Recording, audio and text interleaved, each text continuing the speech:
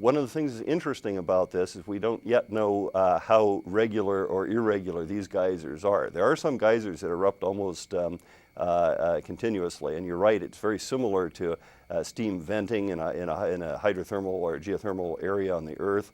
Only the difference here is these things are venting into the vacuum and cold of space. So the result is these things actually, we believe, are the water beneath the surface is right at the freezing point, basically just right at 0 degrees Celsius or 32 degrees Fahrenheit.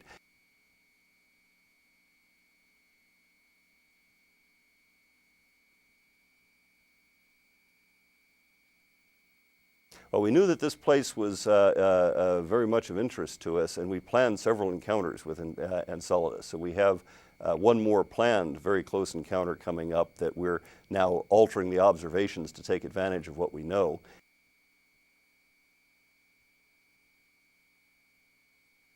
Liquid water is important.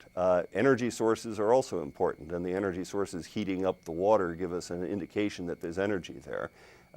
You also want to have the chemical building blocks for life, that is molecules made out of carbon, what we call organic compounds. And in fact, the spectrometer systems on board the spacecraft, looking at the surface, have identified simple hydrocarbon signatures in some of the areas around these vents.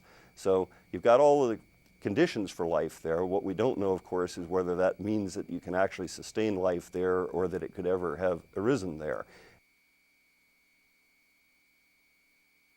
What we're finding is the universe and the solar system is tremendously more diverse than we might have guessed 20 or 30 years ago, with unlikely habitats in strange icy moons, for instance, where you might actually have conditions that are favorable to life. That's not something that when I was going to school we would have guessed.